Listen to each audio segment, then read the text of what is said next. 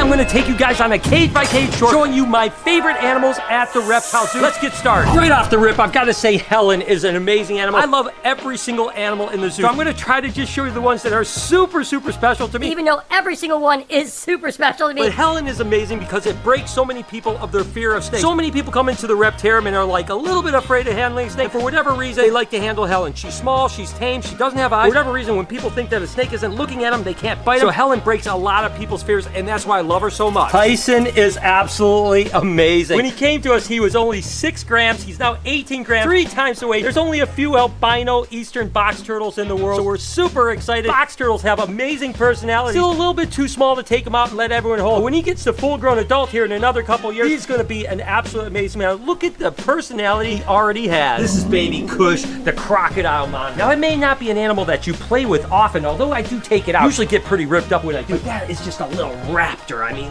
look at how intelligent that animal is. How could you not love a croc monitor? Jeez, I can't see him. I'm too short. Jody Pop.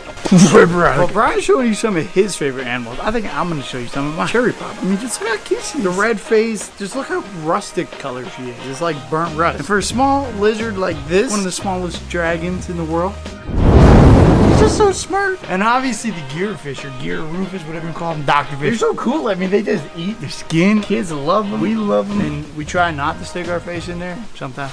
Parkour! Gotta look at my girl Ivy, of course. She's tucked in the corner. Ivy, what are you doing, baby? She is so close to having her babies now. It's so hard for me not to be able to take her out all the time, but I still come in here and just kind of hang out with her from time to time. She is absolutely wonderful. You don't know how much it pains me to walk by an enclosure and not tell you that it is my favorite animal, because every animal in here is so special to me. But listen, Drogo is amazing. I mean, look at how cute he is. This is the first real mammal, exotic mammal that I ever kept in my life, and it was really nerve-wracking. But he has been an absolute hit. He's thriving, and I couldn't imagine life without Drogo. Of course, then there's Salt and Pepper. Whoa, Salty! It's okay, baby girl. You're coming out to say hi to me? I know I love you too. He is fired up today for some reason. I mean, she is definitely one of the coolest animals. I've always wanted to own an albino alligator ever since the first time I saw the very first one. I was like, oh my gosh, and I never thought I would actually own one. Listen, I love Pepper too, but I can't give it a kiss on the head like this. I'm glad my animals like Pickles here don't watch the vlog, because if they did, they'd be sad. I love you, Pickles, I promise, but let's move on. And there's nothing more adorable than my guy, Willow the armadillo. Hi, buddy. This animal is another life-changing animal. I never thought I'd want an armadillo in my entire life, but he is just so friendly. He loves me so much. Every time I take him out, even when I'm around a bunch of people, he just always is coming up to me, and he's like, Dad, what's going on? He's about full grown now, about a year old, so he's not gonna get much bigger than that. Look at how adorable that is. You are such a cutie. I couldn't imagine life without Brillo. What's this crap I hear he didn't do Pickles? Pickles is one of my favorites. I don't care what he says. Look how cute she is. And her name's Pickles. I mean, I don't necessarily like eating pickles, but I love pickles. Next up is my buddy Jeffrey, the hypogranite Burmese python. I mean, I love Burmese pythons. You guys know it was my first snake I ever got, and they didn't look like this when I was younger. In fact, this is one of the coolest mutations of Burmese, in my opinion. I've always loved the hypogranites since the first time they were produced. I always wanted one, and I got him as a little tiny baby for my buddy Miguel, and he has turned out to be an incredible animal ambassador. Definitely top 3 most popular snakes here at the Reptarium. Weirdly enough, I've kind of just really become super fascinated with turtles for some reason. And of course, we have a whole turtle pond with a bunch of red-eared sliders, albino red-eared sliders, musk turtles. Super cute. I love coming in every morning. They're usually stacked on top of each other, just like this little monkey right now. Usually they have like 2 or 3 on top of each other. They're just super cool. I spend so many hours messing around with this turtle pond. You know, all of my rhino iguanas are so special, and each one of them in a different way. This, of course, is Diddy here, who's about to be a daddy again with some eggs this year. Hopefully, we'll actually hatch those eggs. It would be absolutely incredible. But every single rhino iguana I have, I only have 3, Diddy, Dixie, and Bella. Each one of them are different in the way they act, the way you interact with them. They have different personalities. And I absolutely love each of them individually. Such special animals. In my life, I've never had a closer relationship to a lizard than, of course, my rhino iguana. This is another really special animal to me. Of course, Nova the frilled dragon. Not only do we have babies from him, which is really special, but honestly, he was the 2nd lizard we got for the Reptarium. We didn't even have the Reptarium open. It was like a year we had him before we opened up the Reptarium. We had Bella and we had Nova. So it's just kind of cool that he's been such a part of things right from the beginning. Of course, I'm not going to pass over Ben and Jerry. is because I've always been obsessed with two-headed animals, in particular two-headed snakes, and these guys are absolute rippers, there's no doubt about it. And they're just such a popular animal here too. People come in and go, oh my God, those things are absolutely incredible. I love Ben and Jerry. This one might surprise you a little bit, but this is our new Cayman lizard that we've had it for a couple of months now, named Papaya. Of course, Mango is in the back over there. But Mango doesn't like to be handled that much. Papaya is really a pretty chill animal, and these guys can get like 3-4 foot and are just amazing. So Papaya is really fast becoming one of my favorite lizards in the place. Night Fury. What an absolute ripper of an animal. And as it gets bigger, it just gets more and more incredible. I actually took him outside the other day. I almost needed sunglasses. It was absolutely so incredible. The glimmer off it, iridescent. Again, it's only going to get better. When this is 12, 13, 14 foot, it's going to be absolutely insane. And it's just such an interesting animal. I'll be honest with you, it's a little bit challenging. It's not like a Perdita. There's no doubt about that when it comes to handling. You have to be a little bit more aware and a little bit more advanced in handling him, unfortunately. But I still love it. And that kind of spice that he has actually makes him kind of cool to me. Look at Bowser. Look at how incredible he is. I remember when we first got Bowser, he was only 40 pounds. He's over 100 pounds right now. Another one of those dream animals that, you know, I went to aquariums and other zoos and always saw a giant snapping turtle, alligator snapping turtle. Oh my God, that is such an impressive animal. To have one here at the reptile zoo, it blows my mind every single day. Of course, my girl Lucy here, she's eyeballing me. The thing that's interesting about reticulated pythons is you can follow their eyes. A lot of times snakes don't really follow you, but reticulated pythons, some cobras, they'll actually follow you along. And right now, she's actually gearing up for a strike. Get a little bit close, I'm gonna strike you. But still, I've had Lucy for 14 years, since she was a baby. She is a really special animal, and I love her to death. Right, Lucy? You being a good girl, or are you being a bad girl? Yeah, she's about to be bad. I know Brian did Bowser. Look at this guy. This is definitely one of my favorites. He's like a dinosaur. We all love him. I just don't want to get bit by that mouth. No piggies to that market. Jake, you want to clean this up then?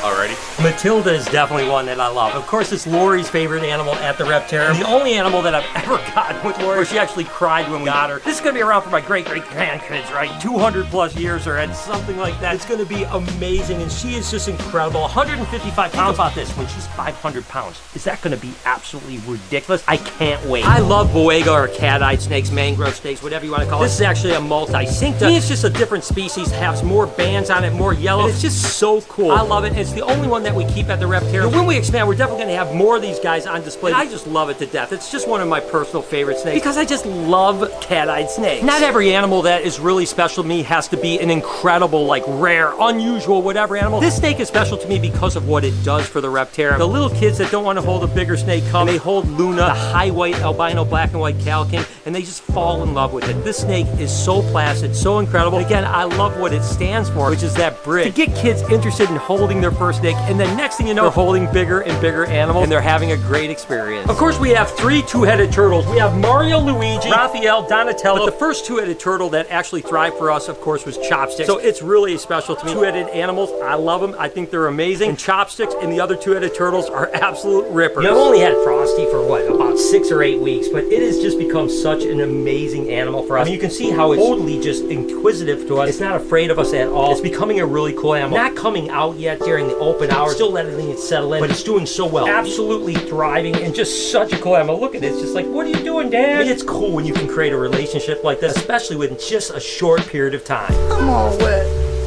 Not in a good way. Don't bite me.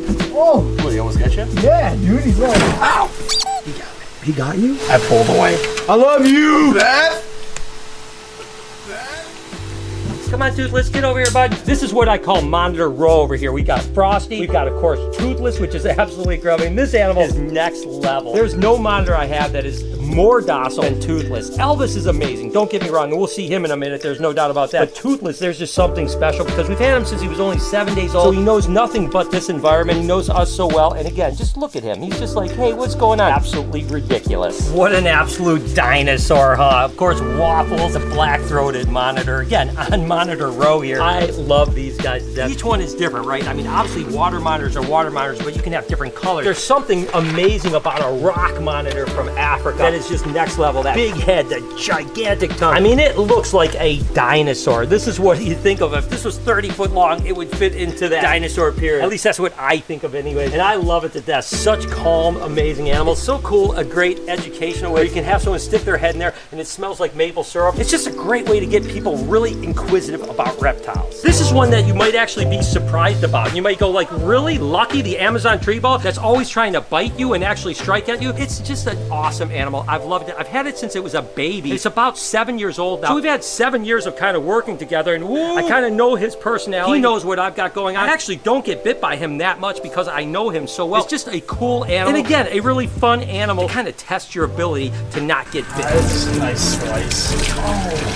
Oh. We were doing a video. Hiccup blind, he got me. Want some peroxide? I feel so bad just to run water. Because we keep getting bit. Hiccup bit. By what? Hiccup. Hiccup? Oh my god, Mike. What were you doing? I saw the floor over there is not okay. Yeah. I'll clean that up if you want to hand me the spray.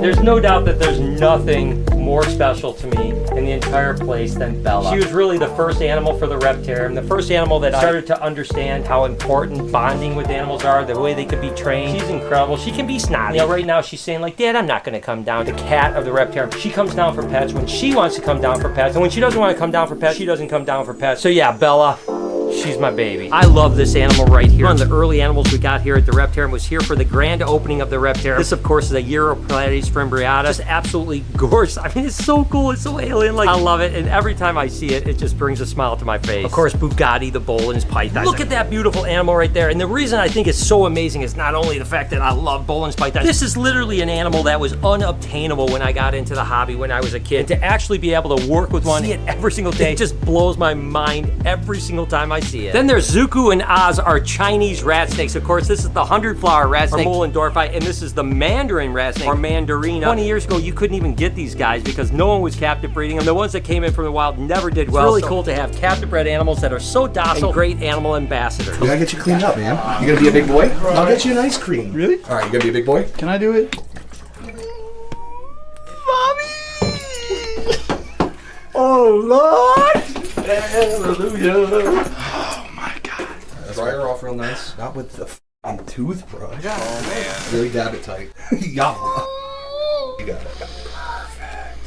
All right, let's get a Band-Aid on it. Of course, Joker, the scaleless rat, is absolutely amazing as well. What a cool animal. I remember seeing my first scaleless rat when I was probably in my early 20s and being blown away by it, really not having the ability to get it. Now we work with scaleless rats, snails, corn snakes. Those two animals do as good as any snake. The fact that they don't have scales, they're not in the wild, they're not eating live prey, so they do really well. And it's, again, a great kind of animal to hand to somebody because it feels so different than a normal snake. It really piques their curiosity. That curiosity turns into the ability for me to educate people. That's why Joker is so special to me. This is Ois, the Chihuahua gecko. I love lychee geckos. I love all the New Caledonian stuff. We have a whole room for them. But on display here, we definitely love our Chihuahua geckos because they're just so docile. They're so bright. I mean, look at how green and orange is in them. Such an unusual animal. Again, a crowd favorite, and Otis in particular is always awesome to take out. The anaconda that started it all for me, of course, Verde, my green anaconda. I just think one day she's going to be as big as Ivy, and trust me, she's starting to grow. Look at how fat she's starting to get. This is when they start to explode. Right now, she's going to go from this size to like 6-7 foot probably in the next year or so, and then within 3-4 years she'll probably be 11-12 foot. But the fact is that this was my first ever green anaconda, and it means a lot to me. As of course is really special for a few different reasons. Normal Burmese pythons, that's where it all started. My first snake ever was a baby normal Burmese python. Burmese pythons always hold that soft spot in my heart because it was my first snake. They're a giant, gentle animal. Stas is just a great animal for an animal ambassador. Always willing to come out. He's always super tame. You never have to worry about him. And it's cool to kind of show people the wild type, what they look in the wild, as opposed to all the cool color mutations we have. Is it good to feel?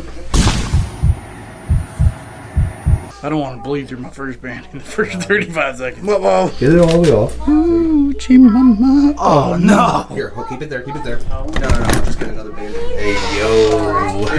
Now, dog, let's get you ice cream. I fell in love with Neo the second I saw her when I was down in Oklahoma at Bob Clark's place. Always wanted a pied reticulated python. I really wanted a black and white pied reticulated python, and this was the first one that I ever saw that came available. I had to get her. She's really an amazing animal as far as tameness goes. She's gonna probably be like a Perdita when she gets 9-10 foot long. The thing that's amazing again is she's not gonna change her color. I love Perdita, but she's getting darker and darker. She was a white snake that had a little black freckling. Now she's a black snake that has a little white freckling. The fact that Neo will stay this way its whole life, it's gonna be so impressive when it's 8, 9, 10, 12, 13 foot long. Ooh, doggy, that's gonna be amazing. Showed you the Chihuahua earlier. Of course, there's Reptar, the lychee geckos. You guys know all about the lychee geckos. I'm sure there's a clip right now. Go ahead, Noah and Mike. Go ahead and do it. The largest gecko in the world. That's right. It's the largest fastest gecko in the world, but it's also one of the coolest geckos in the world too. Now, Carl, the emerald tree boa, ironically enough, is still a super special animal to me. We may not be able to take it out and play with it. I remember about that 10-year-old little Brian reading the book, seeing the emerald tree boa, and just being absolutely captivated, never thinking that I would actually own one, let alone be able to work with it every single day. So Carl is absolutely beautiful. May not be able to take him out and play with him, but I still love him to death. There can't be many more special animals at the Reptarium than my boy Elvis here. What an absolutely amazing animal. I always say he is like my pet dinosaur. It's just cool to have an animal you can interact. Look at how inquisitive he is. He's just kind of always looking around. He's not afraid of us. He loves us. He actually is my buddy. He'll like come up to me. This animal is absolutely ridiculous. Never thought I would own an animal like this that is so docile like him. He is incredible. And certainly one of the coolest animals I've ever worked with. Of course, Flamin' Hot Cheeto is really special. Again, because it's a great ambassador. Bearded dragons are amazing. And this is just an absolutely gorgeous bearded dragon. Loves people. I mean, what's not to love about this animal? Of course, Perdita. I mean, this animal is so special to me. It's an animal we got specifically for the Reptarium. We got her before the Reptarium opened and had her for several months, just working on her temperament. And she has become definitely the most popular snake at the Reptarium. People come just to see Perdita. That's how popular she is. And look at how gorgeous she is. I mean, she is a lovely animal. Marshmallow is special to me because I actually always wanted a white Burmese python. Now, it's not solid white. It's a little off-white. But when I was younger, I went to a reptile show. One of the first giant reptile shows in the entire country down in Orlando. And Bob Clark had a 15-foot white Burmese python. And I was blown away. It was the thing that impacted me the most on that trip. So ever since, I've always wanted a white Burmese python. And this is about as close as I'm going to get, and he is incredibly tame. It's a vlog? Yeah. What's going on? Should I get strawberry shortcake? Yeah, there's a tour Friday and they came back Saturday and they brought me a whole bag of ice cream. They brought you a whole bag? A whole bag. It had like 5 of these in it. Look at his finger. I had to wrap it up. So I'm getting him an ice cream because he's a big boy. Here you go. Thanks, buddy. He deserves it. He's a good guy. I should get a bit more often. Free ice cream? I'm making this one last. You don't open this door right now. Sorry, sir, we're not open yet. We open at 4. See the keys? Did you buy tickets?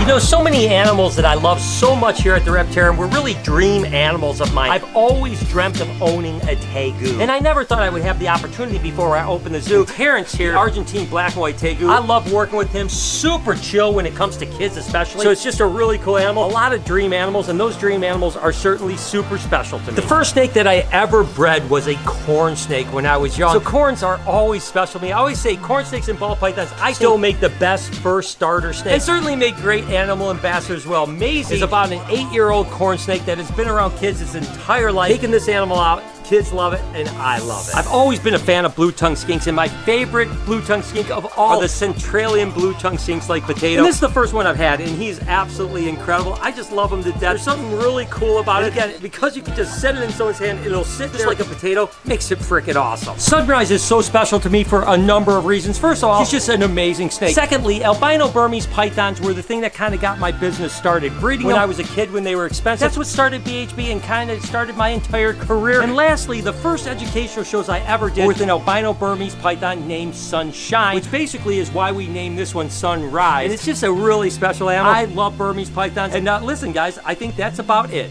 Hope you guys enjoyed today's video. If you did, there's a playlist that you can watch all kinds of videos. You can also hit that subscription button. It would mean a lot to me. Also, hit that like button while you're down there. Have a wonderful day, Reptile Army. Remember, you're in the video with me eating ice cream. That's all you need to do to get another ice cream. Is just I'm gonna get bit again.